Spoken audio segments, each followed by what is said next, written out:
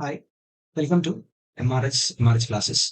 നമ്മൾ ഇന്ന് ഡിസ്കസ് ചെയ്യാൻ പോകുന്നത് 2021 റിവിഷനിൽ സിവിൽ എഞ്ചിനീയറിംഗിലെ സെമസ്റ്റർ 5 സബ്ജക്ട് ഫെമിലറൈസേഷൻ, അല്ലെങ്കിൽ സബ്ജക്റ്റിനെ അറിയാം, അല്ലെങ്കിൽ എന്താണ് പഠിക്കേണ്ടത്, എന്താണ് നമുക്ക് ഈ സെമസ്റ്ററിൽ ഉള്ളത് എന്നുള്ള ഒരു സബ്ജക്റ്റിന്റെ ഫെമിലറൈസേഷൻ ആണ് ഈ വീഡിയോയിൽ നമ്മൾ ഉദ്ദേശിച്ചിട്ടുള്ളത്. സോ നമ്മൾ ആദ്യം തന്നെ അതിലുള്ള സബ്ജക്ട്സുകൾ, അല്ലെങ്കിൽ സെമസ്റ്റർ 5 സബ്ജക്ട്സുകൾ ഏതാണെന്ന് നമുക്ക് നോക്കാം. നമുക്കറിയാം, ഏകദേശം ഇപ്പോൾ ക്ലാസ്സുകളൊക്കെ സ്റ്റാർട്ട് ചെയ്ത് നിങ്ങളുടെ അടുത്തേക്ക് അധ്യാപകർക്ക് എത്തിയിട്ടുണ്ടാവും. ഏതൊക്കെ സബ്ജക്റ്റുകളാണ് എന്നുള്ളത് ഓരോരുത്തരെ നിങ്ങളെ കണ്ട് ഓരോരുത്തർക്ക് നോട്ടൊക്കെ സെറ്റ് ചെയ്ത് വാങ്ങി നിങ്ങൾ പഠിച്ച് സ്റ്റാർട്ട് ചെയ്തിട്ടുണ്ടാവും, പഠനം തുടങ്ങിയിട്ടുണ്ടാവും. സബ്ജക്റ്റിൽ അല്ലെങ്കിൽ സിലബസിൽ എന്തൊക്കെയാണ് പറഞ്ഞു പോകുന്നതൊക്കെ ചെറിയ രീതിയിലൊക്കെ നിങ്ങളുടെ ഫാക്കൽറ്റീസ് നിങ്ങളെ അറിയിച്ചിട്ടുണ്ടാവും. എന്നിരുന്നാലും ഒന്നുകൂടി ഒരു ഡീപ്പായിട്ട് എന്താണ്, അല്ലെങ്കിൽ ഏതൊക്കെയാണ് ഈ ബോർഡ് പേപ്പർ, ഏതൊക്കെയാണ് ഇൻസ്റ്റിറ്റ്യൂഷൻ ലെവലായിട്ട് വരുന്നത്, അങ്ങനത്തെ കാര്യങ്ങളൊക്കെ നമുക്കൊന്ന് ആദ്യം തന്നെ പറഞ്ഞു പോകാം. എന്നിട്ട് നമുക്ക് എന്ത് ചെയ്യാം, പതുക്കെ സബ്ജക്റ്റിന്റെ ഉള്ളിലേക്ക് കടക്കാം. നമ്മുടെ സെമസ്റ്റർ 4 ഇപ്പൊ എല്ലാവരും ഏകദേശം സെമസ്റ്റർ 4 കഴിഞ്ഞു. ജൂണിൽ നമ്മുടെ ക്ലാസ്സുകളൊക്കെ സ്റ്റാർട്ട് ചെയ്തിട്ടുണ്ടാവും. സോ സെമസ്റ്റർ 4 കഴിഞ്ഞ ഉടനെ നിങ്ങൾ ചെയ്യേണ്ട ഒരു സംഭവമാണ് സമ്മർ ഇന്റേൺഷിപ്പ് 2 എന്ന് പറഞ്ഞ സംഭവം. 5009 ആണ് അതിന്റെ കോഴ്സ് കോഡ്. ഇന്റേൺഷിപ്പ് 2 ആണ്. 4 വീക്സ് ആണ് നിങ്ങൾ പുറത്ത് ഒരു കമ്പനിയിൽ പോയിട്ട് നിങ്ങൾ എന്ത് ചെയ്യണം, അവിടെ വർക്ക് ചെയ്തിട്ട് ഒരു 4 വീക്സ് ഇന്റേൺഷിപ്പ് പോലെ നിങ്ങൾ ചെയ്തതിന് ശേഷം നിങ്ങൾ എന്ത് ചെയ്യണം, അതിന്റെ കാര്യങ്ങൾക്ക് വേണ്ടി നിങ്ങൾ കോളേജിലേക്ക് വന്ന് നിങ്ങൾ എന്ത് ചെയ്യണം, അതിന്റെ അസസ്മെന്റും കാര്യങ്ങളും അതിന്റെ റിപ്പോർട്ടും കാര്യങ്ങളൊക്കെ സബ്മിറ്റ് ചെയ്യണം. അതിന്റെ മാർക്സ് എങ്ങനെയാണെന്നുള്ളത് നമുക്ക് ഓരോ സബ്ജക്ട് ഡീറ്റെയിൽ ആയിട്ട് പോകുന്ന സമയത്ത് ഞാൻ പറഞ്ഞുതരാം. അത് തന്നെ നിങ്ങൾ മനസ്സിലാക്കേണ്ടത്, ഇവാലുവേഷൻ ബോർഡ് എന്ന് പറയുന്നത് ഇൻസ്റ്റിറ്റ്യൂഷൻ ലെവലാണ്. ഓക്കെ, ഇൻസ്റ്റിറ്റ്യൂഷൻ ലെവലാണ് ഇതിന്റെ മാർക്സ് നിങ്ങൾക്ക് പിന്നെ പ്രൊവൈഡ് ചെയ്യുക. അതുപോലെ തന്നെ ഇത് പ്രാക്ടിക്കൽ കാറ്റഗറിയിൽ വരുന്ന ഒരു സബ്ജക്ട് ആണ്, അല്ലെങ്കിൽ കോഴ്സ് ആണ്. ഓക്കെ, അത് കഴിഞ്ഞ് കഴിഞ്ഞാൽ നമ്മൾ 5th സെമസ്റ്ററിലേക്ക് നമ്മൾ കടക്കുകയാണ്.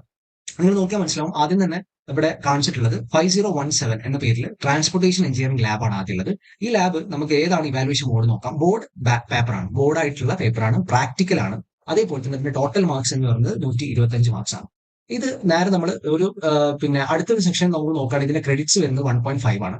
ആൻഡ് ഇത് ബോർഡ് ആയതുകൊണ്ട് അതിന് ക്രെഡിറ്റ് ഉണ്ട്. ആൻഡ് നെക്സ്റ്റ് കേസ് വരുന്നത് structural engineering drawing lab, SCD lab എന്നുള്ള ലാബാണ്. ഇവിടെയും നമ്മൾ ഈ പറഞ്ഞ പോലെ തന്നെ ഇത് 125 മാർക്സ് ആണ് ടോട്ടൽ, പ്രാക്ടിക്കൽ ആണ് ആൻഡ് ബോർഡ് പേപ്പർ ആണ്. അതിന്റെ ക്രെഡിറ്റ്സ് 1.5. അടുത്ത് നമ്മൾ കടക്കുന്നത് കോമൺ കോഴ്സ് ആയിട്ടുള്ള 5011, അതായത് നമ്മളുടെ സബ്ജക്റ്റിൽ നമ്മൾ വരുന്ന construction management and safety engineer. നമുക്ക് സിലബസിനുള്ളിലേക്ക് കടക്കാം. അതിന് മുന്നേ ഇത് നമ്മൾ ഇവാലുവേഷൻ മോഡ് എന്ന് പറയുന്ന ഇൻസ്റ്റിറ്റ്യൂഷൻ ലെവൽ ആയിട്ടുള്ള പേപ്പറാണ്. എന്ത് CM ആൻഡ് SC. നിങ്ങൾ S4 നിങ്ങൾക്ക് കമ്മ്യൂണിറ്റി സ്കില്ല് അതേപോലെ തന്നെ അങ്ങനത്തെ സബ്ജക്റ്റുകൾ ഇൻസ്റ്റിറ്റ്യൂഷൻ ലെവൽ ആയിട്ടുണ്ടല്ലോ, അതേ മോഡിലാണ് ഈ construction management and safety engineering നിങ്ങൾ പഠിക്കേണ്ടതായിട്ടുള്ളത്. തിയറി ആയിട്ടുള്ള പേപ്പറാണ്. ഓക്കെ, അതേപോലെ അടുത്തത് വരുന്നത് പ്രോഗ്രാം കോഴ്സ്, കോർ ആയിട്ട് കോർ ആയിട്ടുള്ള കോഴ്സുകളാണ് നമ്മുടെ ബോർഡ് പേപ്പേഴ്സിൽ വരിക. അതിലൊന്നാണ് 5012 എന്ന് പറയുന്നത് design of steel and RCC structures. And അതേപോലെ തന്നെ അതിന്റെ ഇവാലുവേഷൻ മോഡ് എന്ന് പറയുന്നത് ബോർഡ് പേപ്പറാണ് ആൻഡ് ഇറ്റ് ഇസ് തിയറി. അതിന്റെ ക്രെഡിറ്റ് നിങ്ങൾ നോക്കിയ 5 ക്രെഡിറ്റ്സ് ആണുള്ളത്. ഏറ്റവും ഹയസ്റ്റ് ക്രെഡിറ്റ് ഉള്ള ഒരു സബ്ജക്ട് ആണ് DSRS, അല്ലെങ്കിൽ design of steel and RCC. അടുത്തതും ഒരു കോർ ആയിട്ടുള്ള പേപ്പറാണ്. അതാണ് ട്രാൻസ്പോർട്ടേഷൻ എഞ്ചിനീയറിംഗ് എന്നുള്ള പേപ്പർ.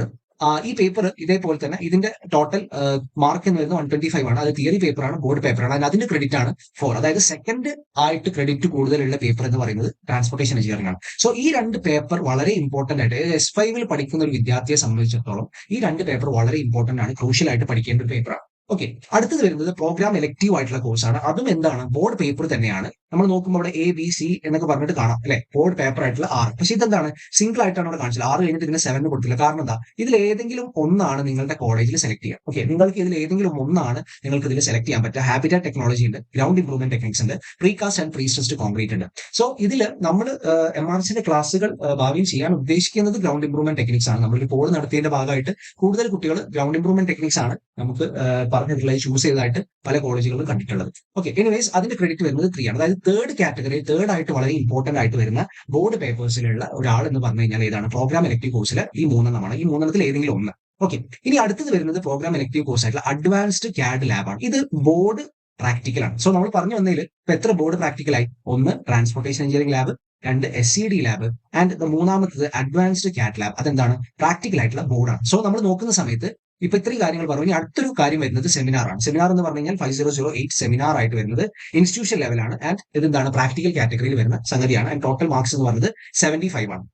ഇനി അടുത്തത് വരുന്നത് മേജർ പ്രോജക്റ്റ് ആണ്. മേജർ പ്രോജക്റ്റ് 6th സെമ്മിലാണ് സാധാരണ സ്റ്റാർട്ട് ചെയ്യുക. ചില കോളേജുകളിൽ മേജർ പ്രോജക്റ്റിന്റെ കുറച്ച് കാര്യങ്ങളൊക്കെ ഈ 5th സെമസ്റ്ററിൽ സ്റ്റാർട്ട് ചെയ്ത് തുടങ്ങും. അതൊരു കോളേജിനെ ഡിപ്പെൻഡ് ചെയ്താണ് നമുക്ക്. എന്നിരുന്നാലും ഇതാണ് നമ്മുടെ ടോട്ടൽ ഒരു സബ്ജക്റ്റിന്റെ ഒരു ഇവാലുവേഷൻ, അല്ലെങ്കിൽ ടോട്ടൽ ഇത്ര സബ്ജക്ട്സ് ആണ് ഉള്ളത് എന്നുള്ള ഒരു ധാരണ നിങ്ങൾക്ക് കിട്ടിയെന്ന് കരുതാണ്. നമുക്ക് നെക്സ്റ്റ് നോക്കാം. അടുത്തതായിട്ട് നമ്മൾ ആദ്യത്തെ സംഗതി ആയിട്ടുള്ള ഇന്റേൺഷിപ്പ് 2. ഇന്റേൺഷിപ്പ് 2 എങ്ങനെയാണ് ഇതിന്റെ മാർക്ക് അല്ലെങ്കിൽ ക്രൈറ്റീരിയ എന്ന് പറയുന്നത്. നമ്മൾ പറഞ്ഞു അതിന്റെ കോഴ്സ് കോഡ് 5009 ആണ്. ആദ്യം തന്നെ ഇതിന്റെ ക്രൈറ്റീരിയ, ഇതിന്റെ മാർക്കിന്റെ പെർസെന്റേജ് അല്ലെങ്കിൽ വെയിറ്റേജ് എന്ന് പറയുന്നത് ഒന്ന് presentation by the student at the end of the internship. അപ്പോൾ നിങ്ങൾ ഇന്റേൺഷിപ്പ് ഒക്കെ കഴിഞ്ഞ് വന്നു കഴിഞ്ഞാൽ അതിന് റിപ്പോർട്ട്, ഡെയിലി ആക്ടിവിറ്റി റിപ്പോർട്ട് ഉണ്ടാവും. ആ ഡെയിലി ആക്ടിവിറ്റി റിപ്പോർട്ട് നിങ്ങൾ ഡെയിലി നിങ്ങൾ ഇങ്ങനെ എഴുതിക്കൊണ്ടേയിരിക്കണം. അതിനുശേഷം ഇതിന്റെ ഒരു കോംപ്രിഹെൻസീവ് ആയിട്ടുള്ള റിപ്പോർട്ട്, ഒരു ഇന്റേൺഷിപ്പ് റിപ്പോർട്ട്, ഒരു ഫോർമാറ്റ് ഉണ്ട്. ആ ഫോർമാറ്റിൽ നിങ്ങൾ ഫിൽ ചെയ്യണം. ആൻഡ് ഇന്റേൺഷിപ്പ് സർട്ടിഫിക്കറ്റ്, നിങ്ങൾ എവിടെയാണോ വർക്ക് ചെയ്തത് അവിടെ ഒരു ഇന്റേൺഷിപ്പ് സർട്ടിഫിക്കറ്റ് കിട്ടും. അതേപോലെ തന്നെ അവിടെ ഉള്ള അറ്റൻഡൻസും അവിടുത്തെ പങ്ക്ച്വാലിറ്റിന്റെ ബേസിസിലാണ് ഇവിടെ മാർക്ക് ക്രൈറ്റീരിയ കൊടുത്തിട്ടുള്ളത്. ആദ്യം തന്നെ പ്രസന്റേഷൻ എന്ന് പറഞ്ഞ സംഗതിക്ക് 20%, ഡെയിലി ആക്ടിവിറ്റി റിപ്പോർട്ടിന് 10%, അടുത്തത് കോംപ്രിഹെൻസീവ് ആയിട്ടുള്ള ആ റിപ്പോർട്ടിന്, ആ ഫോം പ്രകാരമുള്ള റിപ്പോർട്ടിന് നിങ്ങൾക്ക് 30%, internship certificate 30%, and attendance punctuality ഇതും 30% ആണ്. നമ്മൾ കമ്പനിയിൽ നിന്ന് നമുക്ക് കിട്ടുന്ന സംഗതികൾ എന്ന് പറഞ്ഞാൽ ഒന്ന് ഇന്റേൺഷിപ്പ് സർട്ടിഫിക്കറ്റ്, അപ്പൊ തന്നെ 30% ആയി. അടുത്തത് അറ്റൻഡൻസ് ആൻഡ് പങ്ക്ച്വാലിറ്റി, അതും 10% കഴിഞ്ഞു. പിന്നെ ഡെയിലി ആക്ടിവിറ്റി റിപ്പോർട്ട് ഇപ്പൊ തന്നെ 50% കഴിഞ്ഞു. ബാക്കി 50% എന്ന് പറയുന്നത് നിങ്ങളുടെ പ്രസന്റേഷനിലെ റിപ്പോർട്ടിന്റെ അടിസ്ഥാനത്തിലാണ്. ആൻഡ് അവിടെയാണ് നിങ്ങളുടെ വർക്ക്സ് വരേണ്ടത്. ഓക്കെ, അപ്പൊ ഇത്രയും കാര്യങ്ങളാണ് ഇന്റേൺഷിപ്പ് 2 ആയിട്ട് നമ്മൾ ഡിസ്കസ് ചെയ്യാനുള്ളത്. അടുത്ത് നമുക്ക് മെയിൻ ആയിട്ടുള്ള നമ്മുടെ കോഴ്സിലേക്ക് കടക്കാം. അതായത് S5 നിങ്ങൾ പഠിക്കേണ്ട കോഴ്സുകൾ. അതിൽ ഞാൻ 4 ആദ്യം നമ്മൾ ഹൈലൈറ്റ് ചെയ്തിട്ടുണ്ട്. ഈ ഹൈലൈറ്റ് ചെയ്ത ഈ 4 നമുക്ക് തിയറി സബ്ജക്റ്റ് ആയിട്ട് വരുന്നത്. എന്തായിട്ട് വരുന്നത്? തിയറി സബ്ജക്ട്സ് ആയിട്ട് വരുന്നത് ഈ 4 അപ്പൊ അതിൽ ആദ്യം നമ്മൾ നോക്കുന്നത് construction management and safety, design of steel and RCC, transportation engineering, and ഈ പറഞ്ഞിട്ടുള്ള 3 ഏതെങ്കിലും ഒന്ന്. ഓക്കെ, ഇവിടെ നമ്മൾ പറഞ്ഞു ഗ്രൗണ്ട് ഇംപ്രൂവ്മെന്റ് ടെക്നിക്സ് ആണ് കൂടുതൽ കോളേജിൽ പ്രിഫർ ചെയ്തിട്ടുള്ള ഒരു സബ്ജക്ട് എന്ന് പറയുന്നത്. ഹാബിറ്ററ്റ് ടെക്നോളജിയും ചില കോളേജിൽ കണ്ടതായിട്ടുണ്ട്. പ്രീകാസ്റ്റ് ആൻഡ് പ്രീസ്ട്രസ്ഡ് കോൺക്രീറ്റും ചില കോളേജിലുണ്ട്. ഓക്കെ, എനിവേസ് അത് കഴിഞ്ഞാൽ നമുക്ക് ലാബിന്റെ കേസാണ് ഇവിടെ കൊടുത്തിട്ടുള്ളത്. Lab transportation engineering lab, structural engineering drawing lab and advanced CAD lab. ഈ 3 ലാബുകളും എന്താണ്? ബോർഡ് പേപ്പേഴ്സ് ആണ്. ആൻഡ് ഈ തിയറി ആയിട്ട് വരുന്ന ഇത് ബോർഡ് തിയറി ആണ്. And this one is board practical ആയിട്ട് വരുന്ന പേപ്പേഴ്സ് ആണ്. Okay, and next one is seminar ആണ്. ഇത് ഇൻസ്റ്റിറ്റ്യൂഷൻ ലെവലാണ്. ആൻഡ് ഇന്റേൺഷിപ്പ് 2 നമ്മൾ നേരത്തെ അതിനെ കുറിച്ച് ഡിസ്കസ് ചെയ്തു. ഇതും എന്താണ്? ഇൻസ്റ്റിറ്റ്യൂഷൻ ലെവലാണ്. ആൻഡ് ഇവിടെ നമ്മൾ നോക്കേണ്ട ഈ ഒരു പേപ്പർ, അതായത് കൺസ്ട്രക്ഷൻ മാനേജ്മെന്റ് സേഫ്റ്റി, ഇതും എന്താണ്? ഇൻസ്റ്റിറ്റ്യൂഷൻ ലെവലാണ്. ഓക്കെ, സബ്ജക്റ്റിനെ കുറിച്ച് ധാരണ കിട്ടിയെന്ന് വിചാരിക്കുന്നു. ഇനി നമ്മൾ ഡയറക്ട്ലി എന്താണ് സബ്ജക്റ്റിന്റെ അകത്തേക്ക് കടക്കണം, അതിന്റെ സിലബസ് ഒന്ന് പറഞ്ഞു പോകണം. അപ്പൊ ആദ്യം തന്നെ construction management and safety engineering നമുക്കറിയാം. അതിന്റെ കോഡ് നമ്മൾ പറഞ്ഞു 5011 ആണ് ഇതിന്റെ കോഡ്. ഡിപ്ലോമ ഇൻ ആർക്കിടെക്ചറും സിവിൽ എഞ്ചിനീയറിംഗിലും ഈ പേപ്പർ ഉണ്ട്. ഓക്കെ, ഇതിന് ക്രെഡിറ്റ് ഇല്ല, കാരണം എന്താണ്? ഇൻസ്റ്റിറ്റ്യൂഷൻ ലെവൽ പേപ്പർ ആണ്. ഓക്കെ, ടോട്ടൽ 60 hours നമുക്ക് വേണം. ആൻഡ് നെക്സ്റ്റ് നമുക്ക് അതിൽ ഓരോ മൊഡ്യൂൾ വൈസ് ആയിട്ടുള്ള കാര്യങ്ങൾ പോവാം. മെയിൻ ആയിട്ട് കൺസ്ട്രക്ഷൻ മാനേജ്മെന്റ്, കൺസ്ട്രക്ഷനിൽ വരുന്ന മാനേജ് എങ്ങനെയാണ് നമ്മൾ കാര്യങ്ങൾ മാനേജ് ചെയ്യുക, അതിന്റെ പ്രിൻസിപ്പിൾസ്, കാര്യങ്ങൾ കുറെ പ്രിൻസിപ്പിൾസ് ഉണ്ട്. 6 or 7 പ്രിൻസിപ്പിൾസ് നമ്മളിങ്ങനെ ഒബ്ജക്റ്റീവ് ആയിട്ട് പഠിക്കും. അതിനുശേഷം ഓർഗനൈസേഷനുമായി ബന്ധപ്പെട്ടുള്ള ഒബ്ജക്റ്റീവ്സ് എന്താണ്, അതിൽ വരുന്ന പ്രിൻസിപ്പിൾസ് എന്താണ്, അതിൽ വരുന്ന ടൈപ്സ് എന്താണ്, ഏതൊക്കെ ടൈപ്പാണ് നമ്മളിപ്പോൾ ഇവിടെ തന്നെ കൊടുത്തിട്ടുണ്ട്. ഗവൺമെന്റ് അല്ലെങ്കിൽ പ്രൈവറ്റ് കൺസ്ട്രക്ഷൻ ഇൻഡസ്ട്രി, ഇങ്ങനത്തെ കാര്യങ്ങളൊക്കെയാണ് അതിന്റെ ടൈപ്സിൽ വരിക.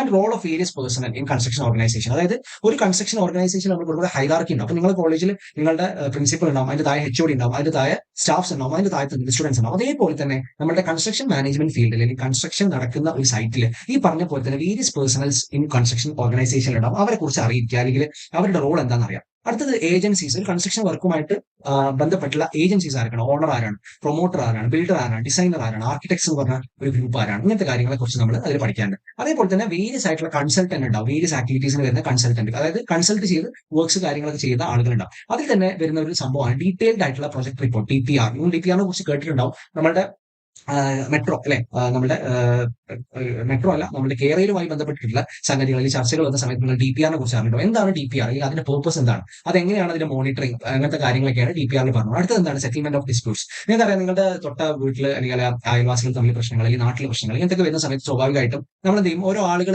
നടുവിൽ മധ്യസ്ഥത നിന്നിട്ട് എന്ത് ചെയ്യും? ഈ പ്രശ്നങ്ങളൊക്കെ പരിഹരിക്കില്ല. അങ്ങനത്തെ പ്രശ്നങ്ങൾ പരിഹരിക്കുക, അതിനെങ്ങനെയാണ് പരിഹരിക്കുക, അതിന്റെ ടൈപ്സ്, കാര്യങ്ങൾ, അതൊക്കെയാണ് ഈ സെറ്റിൽമെന്റ് ഓഫ് ഡിസ്പ്യൂട്ട്സിൽ കാര്യമായിട്ട് ഡിസ്കസ് ചെയ്തു പോകുന്നത്. അടുത്ത് വരുന്നത് പ്രിൻസിപ്പിൾസ് ഗവേണിംഗ് സൈറ്റ് ലേഔട്ട്. ഒരു സൈറ്റിൽ വർക്ക് നടക്കുമ്പോൾ എങ്ങനെയാണ് നമ്മൾ അതിനെ കൃത്യമായിട്ട് ലേഔട്ട് ചെയ്യുക, അതായത് വർക്കേഴ്സിന് നിൽക്കാനുള്ള സ്ഥലങ്ങൾ, കാര്യങ്ങൾ, അങ്ങനത്തെ ഒരു ലേഔട്ട് വരയ്ക്കുക എന്നുള്ളതാണ് ഈ പറഞ്ഞിട്ടുള്ള സൈറ്റ് ലേഔട്ടിന്റെ പ്രിൻസിപ്പിൾസ്. അതേപോലെ തന്നെ ഫാക്ടേഴ്സ്, ആ സൈറ്റ് ലേഔട്ടിനെ അഫക്ട് ചെയ്യുന്ന ഫാക്ടേഴ്സ്, അതേപോലെ തന്നെ അതിന്റെ ആ സൈറ്റ് ലേഔട്ട് അവസാനത്തിൽ പ്രിപ്പയർ ചെയ്യുക എന്നുള്ളതാണ്. അടുത്തത് land acquisition procedures and providing compensation. നമുക്കറിയാം, നമ്മൾ NH വർക്ക് നടക്കുന്ന സമയത്ത് നിങ്ങൾ ശ്രദ്ധിച്ചിട്ടുണ്ടാവും, ആളുകളെ ഒരു സ്ഥലത്ത് നിന്ന് ഒഴിപ്പിക്കാൻ വേണ്ടി നല്ലൊരു തുക ഗവൺമെന്റ് എന്ത് ചെയ്യേണ്ടി വരും? കോമ്പൻസേഷൻ ആയിട്ട് കൊടുക്കേണ്ടി വരും, കോമ്പൻസേഷൻ ആക്ട് പ്രകാരം കൊടുക്കേണ്ടി വരും. അപ്പൊ ഇത്തരത്തിലുള്ള ആ ഒരു കോമ്പൻസേഷൻ അല്ലെങ്കിൽ നമ്മൾ കൊടുക്കേണ്ടതുമായി ബന്ധപ്പെട്ട കാര്യങ്ങൾ, എങ്ങനെയാണ് ഒരാളുടെ ലാൻഡ് അക്യൂർ ചെയ്യുക, അല്ലെങ്കിൽ എങ്ങനെയാണ് ഗവൺമെന്റ് ഒരു സ്ഥലം എടുക്കുക, അവരുടെ പ്രൊജക്ടിന് വേണ്ടി എടുക്കുക, അങ്ങനത്തെ കാര്യങ്ങളൊക്കെയാണ് ലാൻഡ് അക്വിസിഷൻ പ്രൊസീജിയേഴ്സ് നമ്മൾ പറഞ്ഞു. ഇതാണ് മൊഡ്യൂൾ 1 മൊത്തത്തിലുള്ളത്. ഇനി നമ്മൾ മൊഡ്യൂൾ 2 കടക്കുകയാണെങ്കിൽ അവിടെയും ഇതേപോലെ തന്നെയാണ് ബോർഡ് ആക്ടിവിറ്റീസ് ആയിട്ടുള്ള കൺസ്ട്രക്ഷൻ വർക്കിൽ വരുന്ന ബ്രോഡ് ആയിട്ടുള്ള ആക്ടിവിറ്റീസ്, കാര്യങ്ങൾ, എങ്ങനെയാണ് നമ്മൾ ടൈം പീരീഡ് പിന്നെ അലോട്ട് ചെയ്യുന്നത്. അതേപോലെ തന്നെ മെത്തേഡ്സ് ഓഫ് ഷെഡ്യൂളിംഗ്. ഈ മെത്തേഡ്സ് ഓഫ് ഷെഡ്യൂളിംഗിൽ നമ്മൾ എങ്ങനെയാണ് വർക്ക് ഷെഡ്യൂൾ ചെയ്യുക, അതേപോലെ തന്നെ ബാർ ചാർട്ടുമായി ബന്ധപ്പെട്ടിട്ട് എങ്ങനെയാണ് അതിന്റെ മെറിറ്റ്സ്, അതേപോലെ തന്നെ ലിമിറ്റേഷൻസ്. ഈ ബാർ ചാർട്ട് എന്നുള്ള സാധനം മെത്തേഡ്സ് ഓഫ് ഷെഡ്യൂളിംഗിൽ വരുന്ന ഒരാളാണ്. അതിന്റെ മെറിറ്റ്സ്, ലിമിറ്റേഷൻസ്, ഇങ്ങനത്തെ കാര്യങ്ങളൊക്കെ നമ്മൾ എന്ത് ചെയ്യുന്നുണ്ട് ഇതിൽ പറഞ്ഞുകൊണ്ട്. ആൻഡ് നെക്സ്റ്റ് കേസ് വരുന്നത് എലമെന്റ്സ് ഓഫ് നെറ്റ്വർക്ക് ആണ്. എലമെന്റ്സ് ഓഫ് നെറ്റ്വർക്ക് നോക്കുകയാണെങ്കിൽ അതിൽ ഇവന്റ് ആക്ടിവിറ്റി, ഡമ്മി ആക്ടിവിറ്റീസ്, ഇങ്ങനത്തെ കുറെ ടേമുകളെ കുറിച്ച് നിങ്ങൾ അറിയിക്കണം. അത് നെറ്റ്വർക്കിംഗിന്റെ ഒരു മേഖലയിലേക്ക് നമ്മൾ കടക്കുകയാണ്. അപ്പൊ ഇങ്ങനത്തെ ടേമുകളെ കുറിച്ച് അറിഞ്ഞിരിക്കുക. അടുത്തത് CPM ആയി ബന്ധപ്പെട്ടിട്ടുള്ള നെറ്റ്വർക്ക്സ്, ആക്ടിവിറ്റി എന്ന് പറഞ്ഞ സംഭവവുമായി ബന്ധപ്പെട്ട ടൈം, അതിന്റെ സ്റ്റാർട്ട് ഫിനിഷ്, എപ്പോഴാണ് ആക്ടിവിറ്റി തീരുക, അതിന്റെ പ്രൊജക്ടിന്റെ ഡ്യൂറേഷൻസ്, ടൈപ്സ് ഓഫ് ഫ്ലോർസ് കാര്യങ്ങൾ, അത് ഫ്രീ ഉണ്ട്, ഇൻഡിപെൻഡന്റ് ഉണ്ട്, ആൻഡ് ടോട്ടൽ ഫ്ലോർസ്, അങ്ങനെ 3 ടൈപ്പ് ഉണ്ട്. ആ ഫ്ലോർസ് എന്താണെന്ന് അറിഞ്ഞിരിക്കുക. ക്രിട്ടിക്കൽ ആക്ടിവിറ്റീസ്, ക്രിട്ടിക്കൽ പാത്ത് കണ്ടെത്തുന്ന കാര്യങ്ങൾ, അതേപോലെ PRT നെറ്റ്വർക്ക്സ്, ഓക്കെ, PRT നെറ്റ്വർക്സിനെ കുറിച്ച് അറിയിക്കുക. ലാസ്റ്റ് നമുക്ക് ആക്ടിവിറ്റീസ് ഒക്കെ പ്രൊവൈഡ് ചെയ്ത് നെറ്റ്വർക്ക്സ് വരയ്ക്കേണ്ട ഒരു ടാസ്കും കൂടി ഈ മൊഡ്യൂളിൽ വരുന്നുണ്ട്. അടുത്തത് പർപ്പസ് ഓഫ് ക്രാഷിംഗ് നെറ്റ്വർക്ക്, എങ്ങനെയാണ് നെറ്റ്വർക്ക് ക്രാഷ് ചെയ്യുക, നമ്മൾ എന്തിനാണ് ഒരു നെറ്റ്വർക്ക് ക്രാഷ് ചെയ്യേണ്ട കാര്യം, അതിൽ നോർമൽ ടൈം എന്താണ്, കോസ്റ്റ് എന്താണ്, ക്രാഷ് ടൈം എന്താണ്, കോസ്റ്റ് എന്താണ്, കോസ്റ്റ് സ്ലോപ്പ് ഒപ്റ്റിമൈസേഷൻ, ഈ പറഞ്ഞിട്ടുള്ള മാനേജ്മെന്റ് എല്ലാം നമ്മൾ ചെയ്യണം. എന്തിനാ, നമ്മൾ ഡ്യൂറേഷൻ കുറയ്ക്കാനും അതേപോലെ കോസ്റ്റ് കുറയ്ക്കാനും അല്ലേ. അപ്പൊ അത് എങ്ങനെയാണ് ഇതിന് നമുക്ക് അച്ചീവ് ചെയ്തെടുക്കുക, അങ്ങനത്തെ കാര്യങ്ങളാണ്. അതേപോലെ തന്നെ BIM എന്നുള്ള ഒരു മാനേജ്മെന്റ് സോഫ്റ്റ്വെയറിനുള്ള ഇൻട്രൊഡക്ഷനും നമ്മൾ ഇതിൽ പറഞ്ഞുകൊണ്ട്, അതേപോലെ മെറ്റീരിയൽ മാനേജ്മെന്റുമായി ബന്ധപ്പെട്ടുള്ള കുറച്ച് ഓർഡറി കോസ്റ്റ്, ഇൻവെന്ററി ക്യാരിങ് കോസ്റ്റ്, ഇങ്ങനത്തെ കുറച്ച് എക്കണോമിക് ഓർഡർ ക്വാണ്ടിറ്റി, ഇങ്ങനത്തെ കുറച്ച് മെയിൻ ആയിട്ടുള്ള ടേംസുകൾ എന്തൊക്കെയാണെന്നുള്ളത് നമ്മൾ പഠിക്കാം. അതേപോലെ സ്റ്റോർ മാനേജ്മെന്റിൽ നമ്മൾ കൃത്യമായിട്ട് റെക്കോർഡുകൾ കീപ്പ് ചെയ്യുക, അങ്ങനത്തെ കാര്യങ്ങളൊക്കെ പറഞ്ഞു പോകാൻ വേണ്ടി ഇൻവെന്ററി കൺട്രോൾ, അല്ലെങ്കിൽ അതിന് നമ്മൾ യൂസ് ചെയ്യണം രണ്ട് ടെക്നിക്സ് ഉണ്ട്, ABCD DED എന്നുള്ള 2 ടെക്നിക്സ്. ഇൻട്രൊഡക്ഷൻ, ഈ പ്രൊക്യൂർമെന്റ് എന്ന് പറഞ്ഞിട്ടുള്ള ആ ഒരു മേഖലയ്ക്കുള്ള ഒരു ഇൻട്രൊഡക്ഷനുമാണ് ഈ മൊഡ്യൂളിൽ പറഞ്ഞത്. നമ്മൾ നോക്കുന്ന സമയത്ത് അത്യാവശ്യം വലിയ ഒരു മൊഡ്യൂൾ ആണ് നിങ്ങൾക്ക് തോന്നാം, പക്ഷെ ബാക്കി മൊഡ്യൂൾസിനെ കമ്പയർ ചെയ്ത് നോക്കുമ്പോൾ ഇതാണ് വളരെ ഇമ്പോർട്ടന്റ് ആയിട്ട് നമ്മുടെ CM ആൻഡ് SCയിൽ നിങ്ങൾക്ക് നോക്കാനുള്ള ഇമ്പോർട്ടന്റ് എന്ന് പറയും. ഇതിൽ നിന്നാണ് നിങ്ങൾ നെറ്റ്വർക്ക് ഡയഗ്രാംസ് വരയ്ക്കേണ്ട കാര്യങ്ങൾ വരിക. അതേപോലെ തന്നെ ഈ പറഞ്ഞിട്ടുള്ള CPM എന്താണ്, PERT എന്താണ്, ഇതിന്റെയൊക്കെ ഷെഡ്യൂളിംഗിന്റെ മെത്തേഡ്സ്, വാർ ചാർട്ട്, ഇങ്ങനത്തെ കാര്യങ്ങളെല്ലാം വരുന്നത് ഈ മൊഡ്യൂൾ 2 ആണ്. ഇത് വളരെ ഇമ്പോർട്ടന്റ് ആയിട്ടുള്ള മൊഡ്യൂളാണ്. ഇനി അടുത്തത് മൊഡ്യൂൾ 3 ആണ്. വളരെ സിമ്പിൾ ആയിട്ടുള്ള കുറച്ച് തിയറിറ്റിക്കൽ ആയിട്ടുള്ള പോർഷൻസ് ആണ്. ടെൻഡർ എന്താണ്, ടെൻഡർ നമ്മൾ എങ്ങനെയാണ് വിളിക്കുക, അല്ലെ, നമ്മളൊരു വർക്ക് നമ്മൾ ഗവൺമെന്റ് പ്രോജക്ട്സ് എടുക്കും, നമ്മൾ എന്ത് ചെയ്യും, നമ്മൾ ടെൻഡർ വിളിക്കും. ആ ടെൻഡർ വിളിക്കുന്ന സമയത്ത് നമ്മൾ നമ്മുടെ ഡോക്യുമെന്റ്സ് ഒക്കെ കൊടുത്ത് ആ ടെൻഡർ കിട്ടാൻ ഏറ്റവും മിനിമം അമൗണ്ട് നമ്മൾ കോട്ട് ചെയ്തിട്ടാണ് ആ ടെൻഡർ നമ്മൾ എടുക്കുക. അപ്പൊ അങ്ങനത്തെ കാര്യങ്ങളെ കുറിച്ചാണ് മൊഡ്യൂൾ 3 പറയാം. അതിനാവശ്യമായിട്ടുള്ള ഡോക്യുമെന്റ്സ്, കാര്യങ്ങൾ, അവിടെ വരുന്ന മാനേജ്മെന്റ്, അതിൽ യൂസ് ചെയ്യുന്ന പ്രൊസീജിയേഴ്സ് എന്തൊക്കെയാണ്, ആർബിട്രേഷൻ, സെറ്റിൽമെന്റ് ഉണ്ടാവില്ല സ്വാഭാവികമായിട്ട്. അടുത്തത് അതിന്റെ ഡിഫറന്റ് ആയിട്ട് നമ്മൾ യൂസ് ചെയ്യുന്ന കുറെ മോഡേൺ എക്യുപ്മെന്റ്സ് പറയുന്നുണ്ട്. അതിന് ഇതിൽ കുറെ എക്യുപ്മെന്റ്സ് പറഞ്ഞു പോകുന്നുണ്ട്. ആ എക്യുപ്മെന്റ്സിനെ കുറിച്ചൊക്കെ ബേസിക് ധാരണ അറിഞ്ഞിരിക്കുക എന്നുള്ളതാണ്. അതേപോലെ തന്നെ അതിന്റെ യൂസ് എന്താണ്, കൺസ്ട്രക്ഷൻ മേഖലയിൽ എന്താണ് എക്യുപ്മെന്റ് യൂസ്, അതിനനുസരിച്ച് നമ്മൾ എങ്ങനെയാണ് സ്പെസിഫിക് ആയിട്ട് യൂസ് ചെയ്യുക, ഇങ്ങനത്തെ കാര്യങ്ങളാണ് അതിൽ പോകുന്നത്. അതേപോലെ തന്നെ അതിന്റെ ഫാക്ടേഴ്സ്, ഒരു എക്യുപ്മെന്റ് സെലക്ട് ചെയ്യാൻ നമ്മൾ ഐഡന്റിഫൈ ചെയ്യുന്ന ഫാക്ടേഴ്സ് എന്തൊക്കെയാണ്. ഓക്കെ, അപ്പൊ ഇത്രയും കാര്യങ്ങളാണ് മൊഡ്യൂൾ 3 പറയാം. കമ്പാരിറ്റീവ്ലി മൊഡ്യൂൾ 3 കുറച്ച് തിയറിറ്റിക്കൽ ആയിട്ട് നോക്കുമ്പോൾ വളരെ എളുപ്പമുള്ള കാര്യമാണ്. ഭയങ്കര കോംപ്ലിക്കേഷൻസ് ഒന്നുമില്ല. വളരെ സിമ്പിൾ ആയിട്ട് നമുക്ക് ഓർത്തെടുത്ത് ആലോചിച്ചെടുക്കാൻ പറ്റുന്ന കുറച്ച് പോർഷൻസ് ആണ് പറഞ്ഞു. അടുത്തത് വരുന്നത് മൊഡ്യൂൾ 4 കൺസ്ട്രക്ഷൻ സേഫ്റ്റിയുമായി ബന്ധപ്പെട്ട കാര്യങ്ങൾ. അതായത് നമുക്കറിയാം CM ആൻഡ് SC എന്നാണല്ലോ സബ്ജക്റ്റിന്റെ പേര്. ഇതിൽ കൺസ്ട്രക്ഷൻ മാനേജ്മെന്റ് ആണ് ആദ്യത്തെ 3 മൊഡ്യൂൾ വരുന്നെങ്കിൽ, ആൻഡ് 4th മൊഡ്യൂൾ ആണ് എന്ത്, സേഫ്റ്റി എഞ്ചിനീയറിംഗുമായി ബന്ധപ്പെട്ട കാര്യങ്ങൾ. ബേസിക് ആയിട്ടുള്ള സേഫ്റ്റി, നമ്മൾ എന്തൊക്കെയാണ് സേഫ്റ്റിന്റെ പ്രിൻസിപ്പിൾ എന്തൊക്കെയാണ്, എന്തൊക്കെയാണ് മെയിൻ ആയിട്ട് ഒരു പ്രൊജക്ട് സൈറ്റിൽ വരുന്ന ആക്സിഡൻസ് എന്തൊക്കെയാണ്, അവിടെ നമ്മൾ യൂസ് ചെയ്യേണ്ട സേഫ്റ്റി പ്രാക്ടീസസ് എന്തൊക്കെയാണ്, പിന്നെ എക്സ്കവേഷന്റെ സമയത്ത് അല്ലെങ്കിൽ ഒരു ഹൈറ്റിൽ നമ്മൾ വർക്ക് ചെയ്യുമ്പോൾ നമ്മൾ യൂസ് ചെയ്യേണ്ട സേഫ്റ്റി മാനദണ്ഡങ്ങൾ എന്താണ്, പ്രിക്കോഷൻസ് എന്തൊക്കെയാണ്, ഒരു ഹസാർഡസ് ആയിട്ടുള്ള മെറ്റീരിയൽസ് യൂസ് ചെയ്യുമ്പോൾ നമ്മൾ എന്തൊക്കെയാണ് പ്രിക്കോഷൻസ് എടുക്കേണ്ടത്. അതേപോലെ തന്നെ ഒരു എഞ്ചിനീയർ അല്ലെങ്കിൽ സൂപ്പർവൈസർ, സേഫ്റ്റിയിലൊക്കെ വർക്ക് ചെയ്യുന്ന ആളുകളെ കുറിച്ച് നിങ്ങൾ കേട്ടിട്ടുണ്ടാവും. ദുബായിൽ അല്ലെങ്കിൽ പുറത്തൊക്കെ സേഫ്റ്റിയിലാണ് വർക്ക് ചെയ്യുന്നത് പറഞ്ഞ ആൾക്കാരുണ്ട്. അപ്പൊ അവരുടെ റോൾ എന്താണ്, ഒരു കൺസ്ട്രക്ഷൻ സൈറ്റിൽ അവരുടെ റോൾ എന്താണ്. അതേപോലെ തന്നെ ഇതുമായി ബന്ധപ്പെട്ടുള്ള ധാരാളം laws, labour laws and acts ഉണ്ട്. സിവിൽ കൺസ്ട്രക്ഷൻ ആക്ടിവിറ്റീസിന് ആവശ്യമായിട്ടുള്ള ലേബർ ലോസ്, അതായത് അവിടെ വർക്ക് ചെയ്യുന്ന ആളുകൾക്ക് നിയമപരമായിട്ടുള്ള ആനുകൂല്യങ്ങൾ കിട്ടാൻ അല്ലെങ്കിൽ എന്തെങ്കിലും ബുദ്ധിമുട്ടുകൾ ഉണ്ടെങ്കിൽ അത് നേടിയെടുക്കാനുള്ള ലേബർ ലോസും ആക്ട്സും എന്തുണ്ട്, ഈ പറഞ്ഞിട്ടുള്ള സിവിൽ കൺസ്ട്രക്ഷൻ ആക്ടിവിറ്റീസ് ആയിട്ട് ബന്ധപ്പെട്ട് നിങ്ങൾക്ക് എന്ത് ചെയ്യാനുണ്ട്, ഇതിൽ പഠിച്ച് പറഞ്ഞു പോകാനുണ്ട്. ഓക്കെ, സോ ഇത്രയും കാര്യങ്ങളാണ് നമ്മുടെ CM ആൻഡ് SC എന്നുള്ള സബ്ജക്ട് വരുന്നത്. അത് നമ്മൾ യൂസ് ചെയ്യുന്ന ബുക്സ് ആണ് ജസ്റ്റ് ലിസ്റ്റ് ചെയ്തിട്ട് നിങ്ങളുടെ സിലബസിലുള്ള അതേ പിന്നെ ബുക്ക് ടൈറ്റിലും ഓതേഴ്സും ആണ്. ഓക്കെ, നമ്മൾ നെക്സ്റ്റ് നമ്മൾ പറയാൻ പോകുന്നത് design of steel and RCC, വളരെ ഇമ്പോർട്ടന്റ് ആയിട്ടുള്ള അടുത്തൊരു സബ്ജക്റ്റിനെ കുറിച്ചാണ്. ഓക്കെ, ഇതിന്റെ കോഡ് വരുന്നത്, കോഴ്സ് കോഡ് വരുന്നത് 5012 ആണ്. ആൻഡ് നമുക്കറിയാം, നമ്മൾ പറഞ്ഞു ക്രെഡിറ്റ്സ് നമ്മൾ നോക്കുന്ന സമയത്ത് ഫോറും ഈ പറഞ്ഞ പോലെ തന്നെ അതിന്റെ ടൈം എടുക്കുന്നത് 60 hours ആണ്. നെക്സ്റ്റ് നമ്മൾ നോക്കുകയാണെങ്കിൽ അതിന്റെ ഫസ്റ്റ് തന്നെ അതിന്റെ മൊഡ്യൂൾ 1 കാര്യങ്ങളാണ്. ഒന്ന് types of sections used for tension members, strength of tension member by yielding of a section and rupture of net cross section. അപ്പൊ ഇങ്ങനെ കുറെ കാര്യങ്ങൾ. അപ്പൊ നമ്മൾ നോക്കുന്ന സമയത്ത് ഒരു ബീം നമ്മൾ ഇങ്ങനെ വരയ്ക്കുന്ന സമയത്ത് ആ ബീമിന്റെ ഇങ്ങനെ ഉള്ള നമ്മൾ ക്രോസ് സെക്ഷൻസ് ഉണ്ടാവും, ഡയറക്ട്ലി ലോഞ്ചിറ്റ്യൂഡൽ ആയിട്ടുള്ള ക്രോസ് സെക്ഷൻസ് ഉണ്ടാവും. ഇതിനുള്ളിൽ നമ്മൾ വരുന്ന സ്റ്റീലിനെ കുറിച്ച് നമ്മൾ എന്ത് ചെയ്യണം, പഠിക്കണം, അല്ലെ, സ്റ്റീൽ നമ്മൾ ഇടുന്ന സമയത്ത് പഠിക്കണം. അപ്പൊ module 1 and module 2 completely steel ആണെങ്കിൽ, മൊഡ്യൂൾ 3 ആൻഡ് മൊഡ്യൂൾ 4 എന്ന് പറയുന്നത് കംപ്ലീറ്റ്ലി RCC കുറിച്ചാണ് നമ്മൾ പഠിച്ചു പോകുന്നത്. അപ്പൊ അതിലുള്ള ആ ഒരു ടെൻഷൻ മെമ്പർ എന്ന് പറയുമ്പോൾ തന്നെ നിങ്ങൾ മനസ്സിലാക്കണം, നമ്മൾ സ്റ്റീലിനെ കുറിച്ചാണ് പറയാം. അതിലുള്ള ആ ഒരു പിന്നെ ഈൽഡിംഗ് എന്താണ്, rupture of net cross section, അതേപോലെ design of axially loaded single angle and double angle tension members with welded connection. അപ്പൊ ഇങ്ങനത്തെ ആ ഒരു സ്റ്റീലുമായി ബന്ധപ്പെട്ട് ഡിസൈൻ ചെയ്യാനുള്ള പ്രോബ്ലംസ് നിങ്ങൾക്ക് ഉണ്ടാവും. അപ്പൊ ഇത് കാണുമ്പോൾ നമ്മൾ വിചാരിക്കും ഭയങ്കര ബുദ്ധിമുട്ടുള്ള കാര്യമാണ്, പക്ഷെ ഒന്നുമില്ല, കുറച്ച് സ്റ്റെപ്പ് ആയിട്ട് പഠിച്ചു വെച്ച് കഴിഞ്ഞാൽ തന്നെ ഇത് സ്കോർ ചെയ്യാൻ പറ്റുന്ന, വളരെ സുന്ദരമായിട്ട് സ്കോർ ചെയ്യാൻ പറ്റുന്ന ഒരു മൊഡ്യൂളാണ്. അതേപോലെ തന്നെ ഇതിൽ നമ്മൾ യൂസ് ചെയ്യുന്ന കംപ്രഷൻ മെമ്പർ എന്താണ്, അതിനുമായി ബന്ധപ്പെട്ട് കുറെ ടേംസ് ഉണ്ട്. Effective length, radius of gyration, slenderness ratio, ഇങ്ങനത്തുള്ള കുറെ സംഭവങ്ങളുണ്ട്. പെർമിസിബിൾ വാല്യൂസ് എത്രയാണ് as per IS 800 design use ചെയ്തിട്ടുള്ള, പിന്നെ എന്താണ് അതിലൂടെ യൂസ് ചെയ്യാൻ പറ്റുന്ന എത്ര വാല്യൂസ് എന്താണ്, അങ്ങനത്തെ കുറെ കാര്യങ്ങളൊക്കെ നമുക്ക് കോഡ് നോക്കിയിട്ട് കണ്ടെത്തി പഠിക്കാനാണ്. അപ്പൊ ഇതെല്ലാം നമ്മൾ എന്തിനു വേണ്ടിയാണ് പഠിക്കുന്നത്? ഈ പറഞ്ഞ പോലെ തന്നെ ഡിസൈൻ ചെയ്യാൻ വേണ്ടിയാണ്. ഡിസൈൻ ചെയ്യാൻ വേണ്ടി നമ്മൾ എന്ത് ചെയ്യണം? കുറച്ച് ടേംസുകളെ കുറിച്ച് അറിയിക്കണം. ആ ടേംസുകളാണ് ഇതിൽ പറഞ്ഞു പോകുന്നത്. ഓക്കെ, അടുത്തത് എന്താണ്? Design of single and double angle സ്ട്രട്സ് with welded connections. അപ്പോൾ ഇതിൽ നിന്നൊക്കെ ഡിസൈൻ ചെയ്യാനുള്ള ചോദ്യങ്ങൾ നിരവധി വന്നിട്ടുണ്ട്. പിന്നെ അതേപോലത്തെ കുറച്ച് തിയറിറ്റിക്കൽ ആയിട്ടുള്ള കുറച്ച് കാര്യങ്ങൾ, അതായത് introduction to built up sections, lacing and battening, diagrams of single and double lacing battening system. ഇതൊക്കെ നിങ്ങൾ വിചാരിക്കും കുറെ കാണാപ്പാടം പഠിക്കേണ്ട കാര്യമൊന്നും ഉണ്ടെന്ന്. ഇതൊന്നും ആവശ്യമില്ല. നിങ്ങൾക്ക് കോഡ്സ് ഉണ്ട്. ഓക്കെ, ഈ കോഡ് എന്ന് പറയുന്നത് നിങ്ങൾക്ക് എന്ത് ചെയ്യാം? നിങ്ങൾക്ക് എക്സാം ഹാളിലേക്ക് യൂസ് ചെയ്യാൻ പറ്റുന്ന സംഭവമാണ്. അപ്പോൾ കുറെ കാര്യങ്ങളൊക്കെ അതിൽ തന്നെ എന്തുണ്ട്, അത് ഏത് പേജാണ്, എവിടെയാണ് വരുന്നത് എന്നുള്ളത് നിങ്ങൾ നോട്ട് ചെയ്യുക. ക്വസ്റ്റ്യൻ എങ്ങനെയാണ് വരുന്നത് എന്നുള്ളത് മനസ്സിലാക്കുക. അതിനനുസരിച്ച് എന്ത് ചെയ്യുക? നിങ്ങൾ പ്രിപ്പയർ ചെയ്ത് നോക്കുക. അപ്പൊ ആ കോഡ് നിങ്ങളുടെ കയ്യിലുണ്ടെങ്കിൽ നിങ്ങൾക്ക് എന്ത് ചെയ്യേണ്ടേ ഉള്ളൂ? അത് എവിടെയാണെന്ന് കണ്ടെത്താൻ നിങ്ങൾക്ക് എന്ത് ചെയ്യാം? അത് പഠിക്കുക എന്നുള്ളതാണ്. എന്നിട്ട് നിങ്ങൾ അത് നേരെ ഇതിലേക്ക് ഇൻപുട്ട് ചെയ്യാന്നുള്ളതാണ്. ഓക്കെ, ഇനി മൊഡ്യൂൾ 2 നോക്കുകയാണെങ്കിൽ അവിടെ നമ്മൾ സ്റ്റീലിന്റെ ബീംസിലേക്ക് കടക്കണം. അപ്പൊ നമ്മൾ നേരത്തെ പറഞ്ഞ സ്റ്റീൽ മാത്രം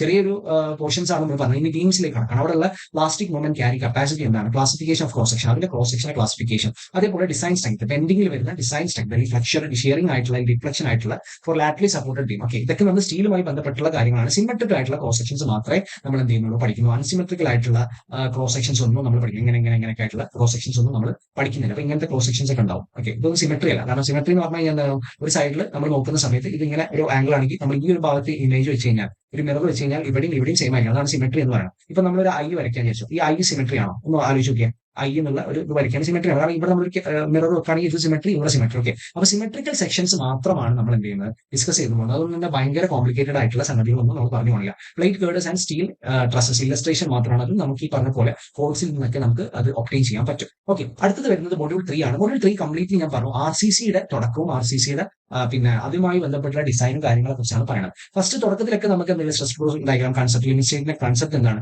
സിംഗിൾ ഡബിൾ റീഇൻഫോഴ്സ്ഡ് ആയിട്ടുള്ള സെക്ഷൻസ് എന്തൊക്കെയാണ്, ഡിസൈൻ റിക്വയർമെന്റ്സ്, അതിന് ആവശ്യമായിട്ടുള്ള ഡിസൈൻ റിക്വയർമെന്റ്സ് ഈ പറഞ്ഞിട്ടുള്ള കോഡ് പ്രകാരം എന്താണ്, അതേപോലെ തന്നെ under reinforced, over reinforced, balance sections, ഇങ്ങനത്തെ കൺസെപ്റ്റ്സ് എന്താണ്. ഇത് തിയറിറ്റിക്കൽ ആയിട്ട് ചോദിക്കുന്ന ചോദ്യമാണ്. ഇത് കൃത്യമായിട്ട് തന്നെ മനസ്സിലാക്കേണ്ട സാഹചര്യം നമുക്ക് എക്സാമിന് സ്കോർ ചെയ്യാൻ ആവശ്യമുണ്ട്. അതേപോലെ തന്നെ സിമ്പിൾ ആയിട്ടുള്ള numerical problem. Okay, movement of റെസിസ്റ്റൻസിന്റെ സിമ്പിൾ ആയിട്ട് ന്യൂമറിക്കൽ പ്രോബ്ലം ചോദിക്കും. അതേപോലെ തന്നെ സിംഗിൾ റീഇൻഫോഴ്സ്ഡ് ബീമിന്റെ ഡിസൈനും, അതേപോലെ തന്നെ ഡബിൾ റീഇൻഫോഴ്സ്ഡ് ബീമിന്റെ ഡിസൈനും, ഇതൊക്കെ നമ്മൾ ഡിസൈൻ എയ്ഡ്സ് ആയിട്ട് യൂസ് ചെയ്യുന്ന IS 456ന്റെ നമ്മൾ കോഡായിട്ട് യൂസ് ചെയ്യും. അതേപോലെ തന്നെ SP16ന്റെ ഡിസൈൻ എയ്ഡ്സും ഉപയോഗിച്ചിട്ടാണ് നമ്മൾ ഈ പറഞ്ഞിട്ടുള്ള ഡിസൈൻസ് ഒക്കെ നമ്മൾ ചെയ്യുക. അപ്പൊ നമ്മുടെ ഡിസൈനിലൊക്കെ ഭയങ്കര ബുദ്ധിമുട്ടുള്ള കാര്യമായിരിക്കും. ഒന്നുമില്ല, കുറച്ച് സ്റ്റെപ്പുകൾ ഫോളോ ചെയ്ത് വരിക എന്നുള്ളതാണ്. ആ സ്റ്റെപ്പ് ഫോളോ ചെയ്ത് വന്നു കഴിഞ്ഞാൽ തന്നെ നിങ്ങൾക്ക് അതിന്റെ ഉത്തരം വളരെ സിമ്പിൾ ആയിട്ട് നമുക്ക് കിട്ടും. അതേപോലെ തന്നെ check four shear and design the vertical shear reinforcement in beams. ഒരു ബീംസിന് നമ്മൾ കൊടുക്കുന്ന സമയത്ത് എന്തുണ്ട്, ഷിയറും കൂടി കൺസിഡർ ചെയ്തിട്ടുള്ള ഡിസൈൻസ് നമ്മൾ ചെയ്യണം. അപ്പൊ അതും ഈ പറഞ്ഞ പോലെ തന്നെ ആ സ്റ്റെപ്പിൽ വരുന്ന ഒരു സാധനമാണ്. അതേപോലെ തന്നെ ഡെവലപ്മെന്റ് ലെങ്ത്, ടെൻഷനിൽ വരുന്ന ഡെവലപ്മെന്റ് ലെങ്ത്, കംപ്രഷൻ മെമ്പേഴ്സിൽ വരുന്ന ഡെവലപ്മെന്റ് ലെങ്ത് എന്താണ്, അതിന്റെ കൺസെപ്റ്റ് എന്താണ്, anchorage value. Okay, anchorage value 90 degree hook and lapping of bars. Bars എന്തിനാണ് നമ്മൾ ലാപ്പ് ചെയ്യുന്നത്, അങ്ങനത്തെ കുറച്ച് തിയററ്റിക്കൽ ആയിട്ടുള്ള കാര്യങ്ങൾ.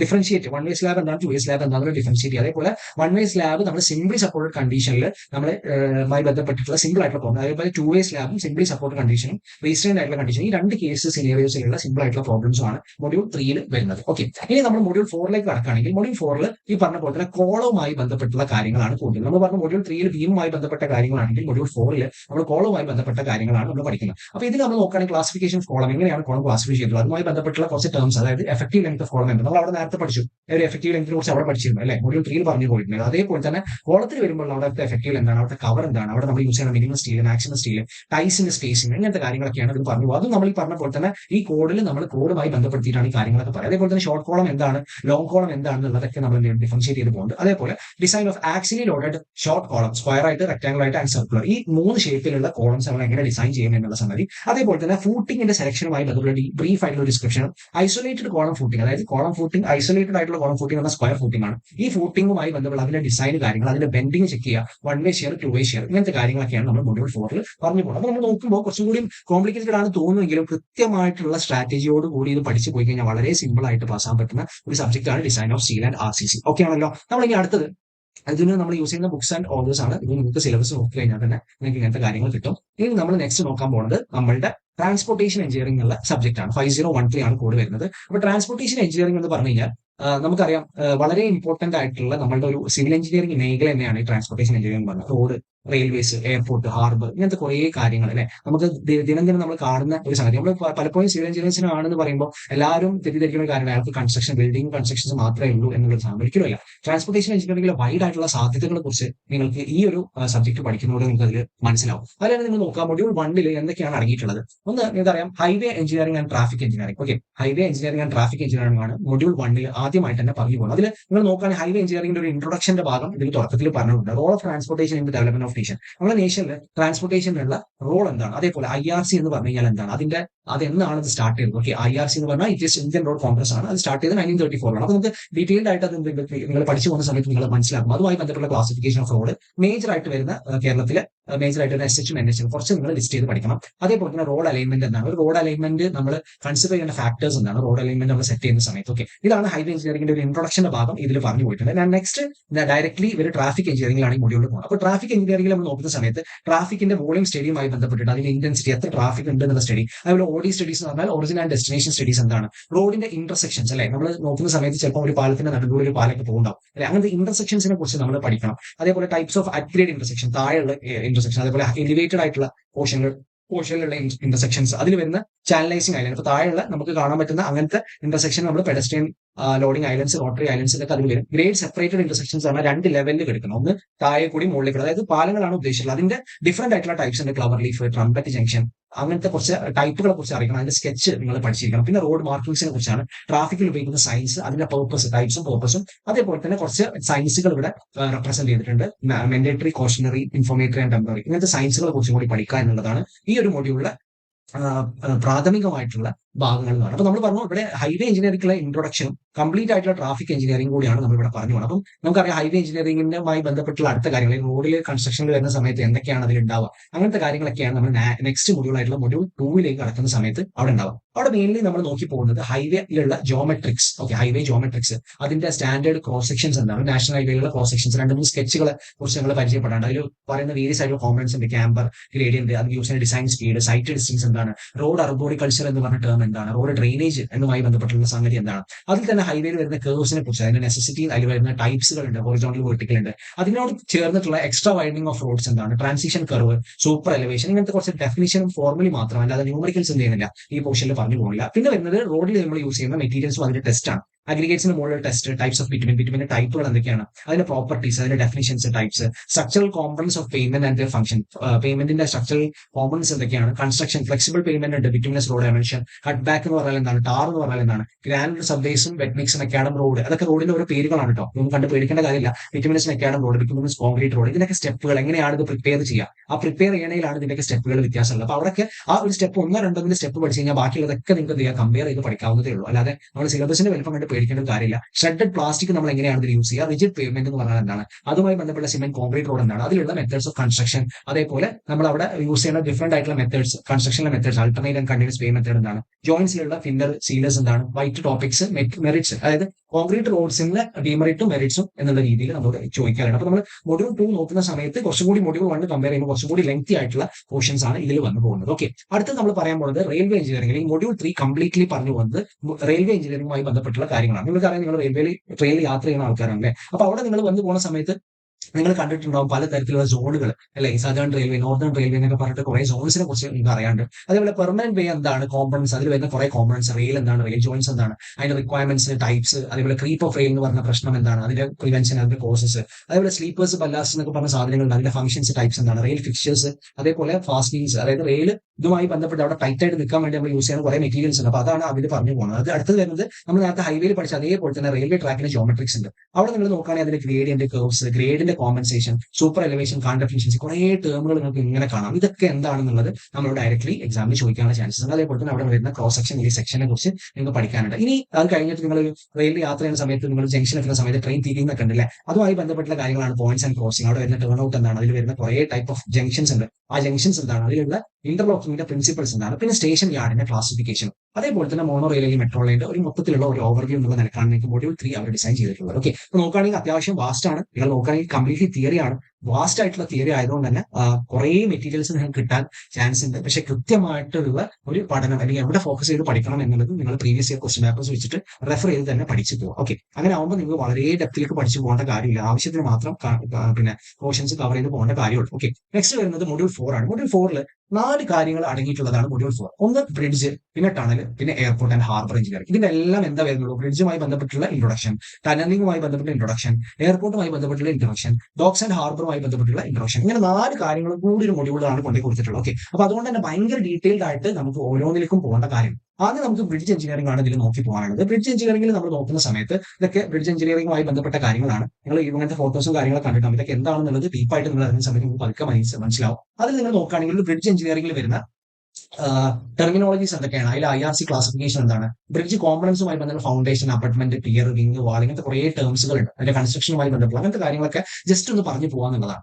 അടുത്തത് വരുന്നത് ടണലിംഗ് ആണ്. ടണലിംഗ് എന്ന് പറഞ്ഞു കഴിഞ്ഞാൽ അതിൽ എന്തിനാണ് നമ്മൾ ടണൽ ചെയ്യുന്നത് അല്ലെ? ടണൽ രണ്ട് സൈഡിൽ പിന്നെ നിങ്ങൾക്ക് ഫോട്ടോസ് കാണാം. നിങ്ങൾക്കറിയാം നമ്മളെ തൃശ്ശൂർ ഭാഗത്ത് ഒരു പുതിയ ടണൽ തുറന്നതായിട്ട് അറിയുന്നുണ്ടാവും അല്ലെ, ഉദ്യാൻ ടണൽ എന്നാണ് പേര്. അപ്പൊ ആ ടണൽ എന്താണെന്നുള്ളതൊക്കെ നമുക്ക് നേരിട്ട് നിങ്ങൾ പോയി കണ്ടിട്ട് മനസ്സിലാവും എന്താണ് നമുക്ക് എന്തിനാണ് ടണൽ എന്നുള്ള കാര്യത്തിനെ കുറിച്ച് അറിയാണ്ട്, അതിൽ യൂസ് ചെയ്യുന്ന ടെർമിനോളജീസിനെ കുറിച്ച് പറയാണ്ട്, നമ്മൾ ഈ ടണൽ ഉണ്ടാക്കാൻ യൂസ് ചെയ്യുന്ന ടണൽ ബോറിംഗ് മെഷീൻസിനെ കുറിച്ച് പറയാണ്ട്, അതേപോലെ തന്നെ കോമൺ ഷേപ്സ്, നമ്മൾ ടണൽസ് യൂസ് ചെയ്യുന്ന കോമൺ ഷേപ്സ് ഏതൊക്കെയാണ്, ഇതൊക്കെയാണ് നമുക്ക് അതിൽ ടണലിംഗ് നോക്കാനുള്ളത്. അടുത്തത് വരുന്നത് എയർപോർട്ട് എഞ്ചിനീയറിംഗുമായി ബന്ധപ്പെട്ട കാര്യങ്ങൾ, എയർപോർട്ടിന്റെ കോമ്പണൻസ് കാര്യങ്ങൾ, റൺവേ, ഇതേപോലെ കുറേ ടേംസ് ഉണ്ടാവും. റൺവേ ഉണ്ടാവും, ഒരു ഫ്ലൈറ്റ് വന്ന് ഇറങ്ങി റൺവേ ഉണ്ടാവും, ഇവിടെ കൂടെ പോയി ആപ്രോൺ ഗേറ്റ്, ഇങ്ങനത്തെ ടെർമിനൽ ബിൽഡിംഗ്, ഇങ്ങനത്തെ കുറേ ടേംസിനെ കുറിച്ചാണ് നമുക്ക് കുറേ കാര്യങ്ങൾ പറഞ്ഞോളൂ. ഏകദേശം എന്താ ഇത്രയും ടേംസിനെ കുറിച്ച് നിങ്ങൾക്ക് എന്ത് ചെയ്യാണ്ടാവും, ചോദിക്കാനുണ്ടാവും. എന്താണ് ഏതാണെന്ന് പറഞ്ഞു കൊടുക്കാന്ന് മാത്രമേ ഉള്ളൂ. അതേപോലെ തന്നെ ഈ ഒരു എയർപോർട്ടിന്റെ ലേ ഔട്ട് എന്താണ്, അതേപോലെ ഈ സെലക്ഷൻ, ഒരു സൈറ്റ്, ഒരു എയർപോർട്ട് ക്രിയേറ്റ് ചെയ്യാൻ നമ്മൾ ഒരു സൈറ്റ് സെലക്ട് ചെയ്യുകയാണെങ്കിൽ അവിടെ നമ്മൾ പാലിക്കേണ്ട അല്ലെങ്കിൽ നോക്കേണ്ട ഫാക്ടേഴ്സ് എന്തൊക്കെയാണ്, ഇങ്ങനത്തെ കാര്യങ്ങളൊക്കെയാണ് എയർപോർട്ട് എഞ്ചിനീയറിംഗ് ഉള്ളത്. അടുത്തത് docks and harbour. Docks and harbour എന്ന് പറഞ്ഞു കഴിഞ്ഞാൽ സ്വാഭാവികമായിട്ടും എന്തായിരിക്കും, നമുക്കറിയാം ഇതേപോലെ നമ്മളെ കടലിനോട് ചേർന്നിട്ട്, ഓഷനോട് ചേർന്നിട്ട് നമ്മൾ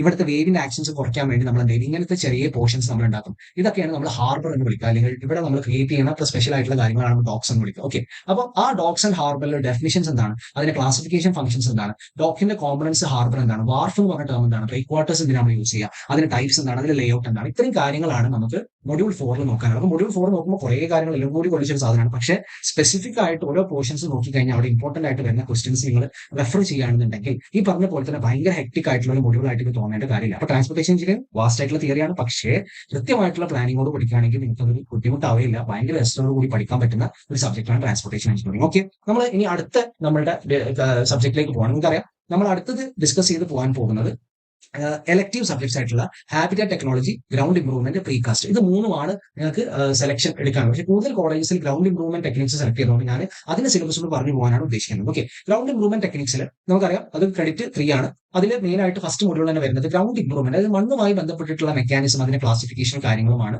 നമ്മൾ അവിടെ അത് ഇംപ്രൂവ് ചെയ്യാൻ വേണ്ടി യൂസ് ചെയ്യുന്ന മെത്തേഡ്സ് എന്തൊക്കെയാണെന്നുള്ളതാണ് അതിൽ പറയുന്നത്. അതേപോലെ തന്നെ ഫീൽഡ് ആയിട്ടുള്ള കോമ്പാക്ഷൻ മെക്കാനിസം, ഫീൽഡ് കോമ്പാക്ഷൻ ചെയ്യാന്ന് പറഞ്ഞാൽ നമ്മൾ ഒരേ നിലയിൽ നല്ല ശക്തിയിൽ അടിച്ച് നമ്മൾ അതിനുള്ളിൽ നിന്ന് വെള്ളം അല്ലെങ്കിൽ എയർ എടുത്ത് ഒഴിവാക്കുക അല്ലെ. സോയിൽ നമ്മൾ കൂട്ടിയിട്ട് കഴിഞ്ഞാൽ അതിന്റെ മുകളിൽ നമ്മൾ റോൾ ചെയ്ത് എന്ത് ചെയ്യും, അതിൽ അത്രയും കോമ്പാക്ട് ചെയ്യും, ടൈറ്റ് ആക്കി മാറ്റും. അതിനാണ് കോമ്പാക്ഷൻ എന്ന് പറയും. അപ്പൊ അവിടെയുള്ള മോയ്സ്ചർ ഡെൻസിറ്റി റിലേഷൻഷിപ്പ്, അതേപോലെ shallow surface compaction using rollers, ഇങ്ങനത്തെ കുറേ ടേംസുകൾ ഉണ്ട്. അവിടെ യൂസ് ചെയ്യുന്ന വീൽ റോളേഴ്സ് എന്താണ്, ഷീറ്റ് ഫുട്ട് റോളേഴ്സ് നമ്മൾ എവിടെയൊക്കെ യൂസ് ചെയ്യുക, ന്യൂമാറ്റിക് ആയിട്ടുള്ള ടയർ റോളേഴ്സ്, ഗ്രിഡ് റോളേഴ്സ്, ഇതൊക്കെ നമ്മൾ എവിടെ യൂസ് ചെയ്യുക, അങ്ങനത്തെ കാര്യങ്ങളാണ് അതിൽ പറഞ്ഞുള്ളത്. അതേപോലെ തന്നെ ഡ്രെയിനേജ് ആൻഡ് ഡീവാട്ടറിംഗിൽ നമ്മൾ ഡ്രെയിനേജ് നമ്മൾ കൊടുക്കില്ല, അതേപോലെ ഡീവാട്ടറിംഗ് വെള്ളം ഒഴിവാക്കുക, well point system, single stage and multi stage well point system എന്താണ്, shallow and deep well system എന്താണ്, വാക്യൂം മെത്തേഡ് എന്താണ്, ഇലക്ട്രോ ഓസ്മോസിസ് മെത്തേഡ് എന്താണ്, വർക്കിംഗ് ഓഫ് സ്റ്റോൺ കോളംസ് എന്താണ്. അതായത് നിങ്ങൾ പണ്ട് പഠിച്ചു പോയിട്ടുള്ള ജിയോടെക്കിൽ പഠിച്ചു പോയിട്ടുള്ള കുറേ കാര്യങ്ങളെല്ലാം കൂടിയാണ് ഗ്രൗണ്ട് ഇംപ്രൂവ്മെന്റ് ടെക്നിക്കിൽ അവർ ഒന്നുകൂടി ഡീപ്പായിട്ട് ഉള്ള രീതിയിൽ കൊടുത്തിട്ടുള്ളത്. ഓക്കെ, മൊഡ്യൂൾ 1 അങ്ങനെയാണെങ്കിൽ മൊഡ്യൂൾ 2 സോയിൽ സ്റ്റെബിലൈസേഷന്റെ മെത്തേഡ്സ് ആണ് അതിൽ പറഞ്ഞത്. അതിൽ നമ്മൾ യൂസ് ചെയ്യുന്നത് സിമെന്റ്, വിറ്റുമിനൊക്കെ നമ്മൾ യൂസ് ചെയ്യലുണ്ട്. അപ്പൊ അത് രണ്ടും തമ്മിൽ കമ്പാരിസൺ എങ്ങനെയാണെന്നുള്ള കമ്പാരിസൺ ആണ്. അതേപോലെ കെമിക്കൽ ഗ്രൗട്ടിംഗ് എന്താണ്, അതിന്റെ ഫംഗ്ഷൻസ് എന്താണ്, പെർമിയേഷൻ എന്ന് പറഞ്ഞ ടേം എന്താണ്, കോമ്പാക്ഷൻ, ഹൈഡ്രോ ഫ്രാക്ചർ എന്നുള്ള ടേം എന്താണ്, ക്ലാസിഫിക്കേഷൻ ഓഫ് ഫ്ലൂയിഡ്സ് എങ്ങനെയാണ് ക്ലാസിഫൈ ചെയ്തിട്ടുള്ളത്, അത് 2 ടൈപ്പ് ഉണ്ട്, സസ്പെൻഷൻ ഗ്രൂപ്പ് ഉണ്ട്, സൊല്യൂഷൻ ഗ്രൂപ്പ് ഉണ്ട്. ഈ 2 ഗ്രൂപ്പിന്റെ ഡെഫിനിഷൻസും അതിന്റെ പ്രോപ്പർട്ടീസും കാര്യങ്ങളൊക്കെയാണ്. അതിന്റെ പ്രോപ്പർട്ടീസിൽ വരുന്നതാണ് ഈ സാധനങ്ങൾ മുഴുവൻ. ഇത് എന്താണെന്നുള്ള അതിന്റെ ടേംസ് അറിഞ്ഞിരിക്കുക, ആ കാര്യങ്ങളൊക്കെ പറഞ്ഞോളൂ. ഇതും കംപ്ലീറ്റ്ലി തിയറി ആയിട്ടുള്ള ഒരു ഭാഗമാണ്. ഗ്രൗട്ടിംഗിന്റെ അപ്ലിക്കേഷൻസ് എന്താണ്, അപ്പൊ ആ അപ്ലിക്കേഷൻസിന്റെ ഭാഗമായിട്ട് സീപ്പേജ് കൺട്രോൾ എങ്ങനെ ഉണ്ടാവുക, സീപ്പേജ് കൺട്രോൾ ഓരോ സ്ഥലങ്ങളിൽ എങ്ങനെ ഉണ്ടാവുക, സോയിൽ, റോക്ക് അണ്ടർ ഡാംസിൽ, അതേപോലെ കട്ട് ഓഫ് വാൾസിൽ എങ്ങനെ ഉണ്ടാവും. ഇത്രയും കാര്യങ്ങളാണ് മൊഡ്യൂൾ 2 മൊഡ്യൂൾ 3 വരുന്നത് ഡിഫൈൻ സോയിൽ റീഇൻഫോഴ്സ്മെന്റ്, സോയിൽ എങ്ങനെ റീഇൻഫോഴ്സ് ചെയ്യുക, അപ്ലിക്കേഷൻ ഓഫ് സോയിൽ റീഇൻഫോഴ്സ്മെന്റ്. അതായത് നമുക്കറിയാം ഇറോഷന്റെ ഭാഗമായിട്ട് സോയിൽ ഇങ്ങനെ ഒഴിച്ചു പോകാനുള്ള ചാൻസസ് ഉണ്ട് അല്ലേ. അപ്പൊ ഇത് എങ്ങനെ റീഇൻഫോഴ്സ് ചെയ്തെടുക്കുക എന്നുള്ളതിനെ കുറിച്ചുള്ള തിയറിയാണ് ഇവിടെ പറഞ്ഞു പോകുന്നത്. ടൈപ്സ് ഓഫ് സോയിൽ റീഇൻഫോഴ്സ്മെന്റ് എങ്ങനെയൊക്കെയാണ്, അതിന്റെ ടൈപ്സുകൾ ഏതൊക്കെയാണ്, അതിന്റെ മെക്കാനിസംസ് എന്താണ്, അതിന്റെ പ്ലേസ്മെന്റ് എങ്ങനെയാണ് നമ്മൾ അപ്ലൈ ചെയ്യുക, റീഇൻഫോഴ്സ്ഡ് എർത്ത് വാൾ കൺസ്ട്രക്ഷൻ കൺസോളിഡേഷൻ എങ്ങനെയാണ് നമ്മൾ ചെയ്യുക? ജിയോ സിന്തറ്റിക്സ് എന്ന് പറഞ്ഞ ടേം ഉണ്ട്. ആ ടേമിന്റെ ഡെഫിനിഷൻസ്, അതിന്റെ ടൈപ്സ്, പ്രോപ്പർട്ടീസ്, ഇങ്ങനത്തെ കാര്യങ്ങൾ, അതുമായി ബന്ധപ്പെട്ടുള്ള കുറേ പിന്നെ ടൈപ്സുകൾ ഉണ്ട്. Geotextile, geogrid, geocells, geotubes, geomembrane, ഇങ്ങനത്തെ കുറേ കാര്യങ്ങളുടെ എന്താണ് ഈ 5 ടേംസ് നമ്മൾ കൃത്യമായിട്ട് മനസ്സിലാക്കുക, പഠിച്ചു പോകുക എന്നുള്ളതാണ് മൊഡ്യൂൾ 3 പറഞ്ഞുള്ളത്. ഇനി അടുത്തത് മൊഡ്യൂൾ 4 വരുന്നത് ഡെഫിനിഷൻ ഓഫ് കൺസോളിഡേഷൻ. എന്താണ് കൺസോളിഡേഷൻ അല്ലെങ്കിൽ കമ്പാക്ഷൻ ആൻഡ് കൺസോളിഡേഷൻ എന്നാണ്. കോമ്പാക്ഷൻ എന്ന് പറഞ്ഞു കഴിഞ്ഞാൽ എന്താ, നിങ്ങൾ ആലോചിച്ചാൽ മനസ്സിലാവും, എയറിന്റെ എക്സ്പൾഷൻ ആണ്. അതായത് നമ്മൾ കോമ്പാക്ട് ചെയ്യുന്ന സമയത്ത് എയർ പുറത്തേക്ക് പോകുന്നതിന് നമ്മൾ കോമ്പാക്ഷൻ എന്ന് പറയാം. ആൻഡ് കൺസോളിഡേഷൻ എന്ന് പറയുമ്പോൾ വാട്ടർ പുറത്തേക്ക് പോകുമ്പോഴാണ് നമ്മൾ കൺസോളിഡേഷൻ പറയും. അപ്പൊ ഈ രണ്ട് കാര്യങ്ങളുടെ സ്റ്റേജസ് എന്തൊക്കെയാണ്, അതുമായി ബന്ധപ്പെട്ടുള്ള കുറെ അനലോഗി അല്ലെങ്കിൽ സ്പ്രിംഗ് അനലോജി ഓഫ് പ്രൈമറി കൺസോളിഡേഷനുമായി ബന്ധപ്പെട്ട് എന്താണ്, ലബോറട്ടറിയിൽ നമ്മൾ ചെയ്യുന്ന കൺസോളിഡേഷൻ ടെസ്റ്റ് എന്താണ്, ഈ ലോഗോ, പി കർവ്, ഇങ്ങനത്തെ സാധനങ്ങൾ എന്താണ്, കോഎഫിഷ്യന്റ് ഓഫ് കൺസോളിഡേഷൻ എന്ന് പറഞ്ഞാൽ എന്താ, പ്രീലോഡിംഗ് ടെക്നിക് എന്താണ്, ഇതൊക്കെ ബ്രീഫ് ആയിട്ടുള്ള ഡിസ്കഷൻസ് മാത്രമേ ഉള്ളൂ. വെർട്ടിക്കൽ റേഞ്ചിൽ നമ്മൾ യൂസ് ചെയ്യുന്ന സ്റ്റാൻഡ് റേഞ്ച്, റീഫാബ്രിക്കേറ്റ് ആയിട്ടുള്ള വെർട്ടിക്കൽ റേഞ്ചും എന്താണ്, ഇങ്ങനത്തെ കുറെ കാര്യങ്ങൾ തിയററ്റിക്കൽ ആയിട്ട് പോകുന്ന സംഭവമാണ് എന്ത്, GIT അല്ലെങ്കിൽ ഗ്രൗണ്ട് ഇംപ്രൂവ്മെന്റ് ടെക്നിക്കിൽ നിങ്ങൾക്ക് പഠിച്ചു പോകാനുള്ളത്. ഓക്കെ, അപ്പൊ ഇതാണ് നമ്മൾ പിന്നെ ഇലക്ടീവ് സബ്ജക്റ്റിൽ ഞാൻ ജസ്റ്റ് ഇതിന്റെ സിലബസ് ഗ്രൗണ്ട് ഇംപ്രൂവ്മെന്റ് ടെക്നിക്ക് കൂടുതൽ ആളുകൾ ഫോളോ ചെയ്തൊരു സബ്ജക്ട് ആയതുകൊണ്ടാണ് നമ്മൾ എന്ത് ചെയ്യുന്നത്, അതിന്റെ സിലബസ് ഇൻക്ലൂഡ് ചെയ്തിട്ടുള്ളത്. ഓക്കെ, അടുത്തത് നമുക്ക് ലാബുകളെ കുറിച്ച് പറഞ്ഞു പോകാനുള്ളത്. PE ലാബ് ഉണ്ട്, സ്ട്രക്ചറൽ എഞ്ചിനീയറിംഗ് ഡ്രോയിങ് ലാബ് ഉണ്ട്, അഡ്വാൻസ്ഡ് CAD ലാബ് ഉണ്ട്, പിന്നെ സെമിനാറും. ഇത്രയും കാര്യങ്ങളാണ് നമുക്ക് ഇനി ഡിസ്കസ് ചെയ്ത് പോകാനുള്ളത്. നിങ്ങൾ നോക്കുകയാണെങ്കിൽ ലാബ്സിന്റെ കേസിൽ നോക്കുകയാണെങ്കിൽ ആദ്യം തന്നെ വരുന്നത് TE ലാബാണ്. TE സബ്ജക്റ്റിനെ കുറിച്ച് പഠിക്കുന്ന ഒരാളെ സംബന്ധിച്ചോളം TE ലാബ് വളരെ എന്താ പറയുക, കമ്പയർ ചെയ്ത് പഠിക്കാൻ വളരെ പറ്റും. അതിൽ നമ്മൾ നോക്കുകയാണെങ്കിൽ സെക്കൻഡ് മൊഡ്യൂൾ പറഞ്ഞു പോയിട്ടുള്ള ടെസ്റ്റ് ഓൺ അഗ്രിഗേറ്റ്സ് ഉണ്ട്. അതാണ് റോഡ് കൺസ്ട്രക്ഷൻ മെയിൻ ആയിട്ടുള്ള കാര്യം. ആ ടെസ്റ്റുകൾ ഡിഫറെന്റ് ആയിട്ട് ചെയ്യുക. അതേപോലെ തന്നെ ബിറ്റുമിനസ് മെറ്റീരിയലിന്റെ മുകളിലുള്ള കുറച്ച് ടെസ്റ്റുകൾ ഉണ്ട്, അത് നമ്മൾ ലാബിൽ ചെയ്യാം. അതേപോലെ എക്സിസ്റ്റിംഗ് ആയിട്ടുള്ള റോഡ്സിൽ നിങ്ങൾ സൈറ്റ് വിസിറ്റ് ചെയ്തിട്ട് അവിടെയുള്ള ഡിഫക്ട്സും അവിടെ എന്തൊക്കെ മെഷേഴ്സ് റെമഡിയൽ കൊടുക്കാൻ പറ്റും എന്നുള്ളതിനെ കുറിച്ച് റിപ്പോർട്ട് ഉണ്ടാക്കുക. ആൻഡ് ഫോർത്ത് മൊഡ്യൂൾ ഇതേപോലെ തന്നെ റെയിൽവേ ട്രാക്ക് നിങ്ങൾ വിസിറ്റ് ചെയ്തിട്ട് നിങ്ങൾ എന്ത് ചെയ്യുക, അവിടുത്തെ ഡിഫക്ട്സും റെമഡിയൽ മെഷേഴ്സ് എന്താണെന്ന് കണ്ടെത്തുക. ഇത്രയും കാര്യങ്ങളാണ് നിങ്ങൾ, ഇത് രണ്ട് നിങ്ങൾക്ക് ലാബിൽ ചെയ്യാനുള്ള സംഗതികളാണെങ്കിൽ ഇത് നിങ്ങൾ പിന്നെ ടീമായിട്ട് പോയിട്ട് സൈറ്റ് വിസിറ്റ് ചെയ്ത് നിങ്ങൾ റിപ്പോർട്ട് സബ്മിറ്റ് ചെയ്യാനാണ് ഈ രണ്ട് പിന്നെ 4 മൊഡ്യൂളുമായിട്ട് ട്രാൻസ്പോർട്ടേഷൻ എഞ്ചിനീയറിംഗ് ലാബിലുള്ളത്. ഓക്കെ, നെക്സ്റ്റ് നമ്മൾ നോക്കുകയാണെങ്കിൽ SED ലാബാണ്. SED ലാബ് നോക്കുകയാണെങ്കിൽ അവിടെ ലിമിറ്റ് സ്റ്റേറ്റ് ഡിസൈനും detailing of RCC beams and slabs. നിങ്ങൾ design of steel and RCC നിങ്ങൾ DSRS എന്നുള്ള സബ്ജക്റ്റിൽ നിങ്ങൾ പഠിച്ച എന്ത് കാര്യങ്ങളാണ് അതാണ് നിങ്ങൾ ഇവിടെ അപ്ലൈ ചെയ്യുന്നത്. അതായത് നിങ്ങൾ പഠിച്ച തിയറിയുമായി ബന്ധപ്പെടുത്തിയിട്ടാണെങ്കിൽ ഓരോ ലാബുകളുള്ളത്. ഓക്കെ, അടുത്തത് കൺസെപ്റ്റ് ഓഫ് ലിമിറ്റ് സ്റ്റേറ്റ് ഡിസൈനും അതേപോലെ RCC കോളംസ്, ഫൂട്ടിംഗ്സ് ആൻഡ് സ്റ്റെയർസ്, ഇതിന്റെ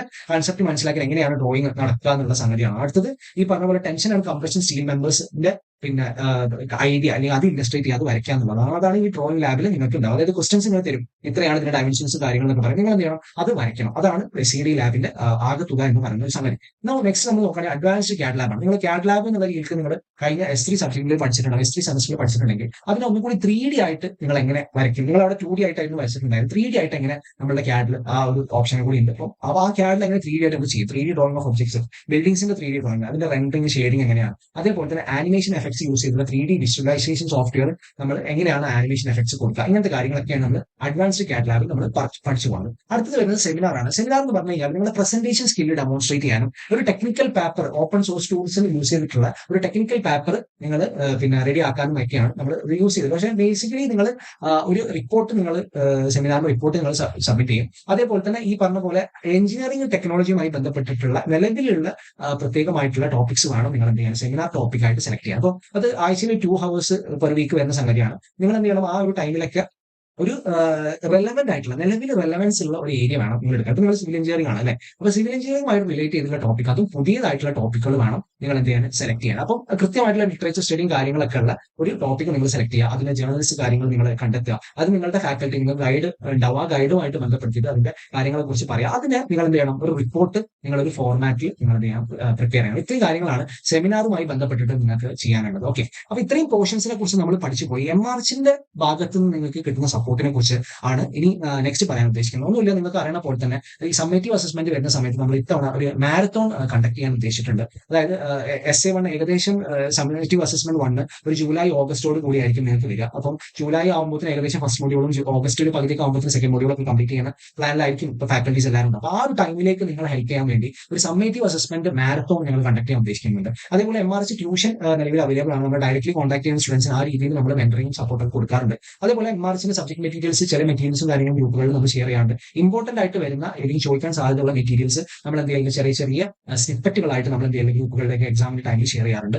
അതേപോലെ തന്നെ മൊഡ്യൂളിന്റെ ക്ലാസ്സുകളും കാര്യങ്ങളും നമ്മൾ ലൈവായിട്ട് ഫ്രീ ആയിട്ടുള്ള രീതിയിൽ കൊടുക്കാറുണ്ട്. ഇതിന് പുറമെ നമ്മൾ കൊടുക്കുന്ന വളരെ ഇമ്പോർട്ടന്റ് ആയിട്ടുള്ള സംഗതിയാണ് MRHന്റെ CBR കോഴ്സ് എന്നുള്ള സംഗതി. നമുക്കറിയാം 8 വീഡിയോസ് അടങ്ങുന്ന ഒരു കോഴ്സാണ് ഈ CBR കോഴ്സ് എന്നുള്ള രീതിയിൽ നമ്മൾ പ്രിപ്പയർ ചെയ്തിട്ടുണ്ടാവുക. അത് ഓരോ സബ്ജക്റ്റിലും നമ്മൾ അങ്ങനെ പ്രിപ്പയർ ചെയ്തിട്ടുണ്ട്. അപ്പൊ നിലവിൽ സെമസ്റ്റർ 5 നമ്മൾ ചെയ്യാൻ ഉദ്ദേശിച്ചിട്ടുള്ളത് 2 സബ്ജക്റ്റാണ്. ഒന്ന് DSRS അതേപോലെ വരുന്ന ഒരു സബ്ജക്റ്റാണ് TE. ഈ 2 സബ്ജക്ട് ഓൾറെഡി നമ്മളിപ്പോൾ റെഡി ആയിട്ട് നമുക്ക് അവൈലബിൾ ആണ് MRHന്റെ വെബ്സൈറ്റിലും ആപ്പിലും. അപ്പൊ നിങ്ങൾക്ക് ആവശ്യമുണ്ടെങ്കിൽ താല്പര്യമുള്ള ആളുകൾക്ക് എന്ത് ചെയ്യാം, MRH നമ്പർ താഴെ കാണിക്കുന്നുണ്ടാവും, നിങ്ങൾക്ക് അതിൽ എന്ത് ചെയ്യാം, കോൺടാക്ട് ചെയ്യാം. നിലവിൽ ഈ 2 സബ്ജക്റ്റുമാണ് ഉള്ളത്. അപ്പം ഈ നിലവിലുള്ള ഓഫേഴ്സും കാര്യങ്ങളൊക്കെ അറിയാൻ നിങ്ങൾക്ക് എന്ത് ചെയ്യാം, അവരെ ആ നമ്പറിൽ കോൺടാക്ട് ചെയ്ത് കഴിഞ്ഞാൽ നിങ്ങൾക്ക് അതിന്റെ ഡീറ്റെയിൽസ് കിട്ടും. ഓക്കെ, അപ്പൊ നിലവിൽ ഇങ്ങനെയാണ് നമ്മുടെ മൊത്തത്തിലുള്ള സെമസ്റ്റർ 5 നമ്മൾ സിലബസിൽ പറയുന്ന കാര്യങ്ങൾ പറയാൻ ഉദ്ദേശിച്ചിട്ടുണ്ടായിരുന്നു. എനിവേസ് നല്ല രീതിയിൽ എല്ലാവരും പഠിക്കുക. സെമസ്റ്റർ തുടങ്ങിയിട്ടുള്ളൂ. നിങ്ങൾ ഇപ്പൊ തന്നെ പഠിച്ചു കഴിഞ്ഞാൽ, ആഞ്ഞു പഠിച്ചു കഴിഞ്ഞാൽ, ഇപ്പൊ കഴിഞ്ഞതിലൊക്കെ നല്ല സപ്ലൈ ഉള്ള ആളുകൾ, നമ്മൾ അതിനെപ്പറ്റി ഒന്നും ബോധർ ചെയ്യേണ്ട. ഇനിയുള്ളത് എന്താ, ഇനിയുള്ളത് നമുക്ക് എന്താ ചെയ്യാൻ പറ്റുക എന്നുള്ളതിനെ കുറിച്ച് ആലോചിക്കുക. വളരെ നല്ല രീതിയിൽ തന്നെ എല്ലാ എക്സാംസും പാസ്സാവാൻ നിങ്ങൾക്ക് പറ്റട്ടെ. നിങ്ങളുടെ റിസൾട്ട് നിങ്ങൾ വെയിറ്റ് ചെയ്തുകൊണ്ടിരിക്കുകയായിരിക്കും. റിസൾട്ടുകളൊക്കെ എന്തായാലും ഉഷാറായിട്ട് വരട്ടെ. എല്ലാവർക്കും ഒരു വിജയാശംസ പറയാണ്. അതോടൊപ്പം തന്നെ നിങ്ങൾക്ക് വേണ്ട ഡീറ്റെയിൽസോ കാര്യങ്ങളോ എന്ത് സഹായത്തിനും നിങ്ങൾക്ക് MRHനെ കോൺടാക്ട് ചെയ്യാം. കോൺടാക്ട് ചെയ്യുന്ന ഡീറ്റെയിൽസ് ഡിസ്ക്രിപ്ഷനിലും അതേപോലെ തന്നെ താഴെ നിങ്ങൾ കാണുന്നുണ്ടാവും. ഓക്കെ, എനിവേസ് താങ്ക് യു കേട്ടിരുന്നതിന്. Thank U.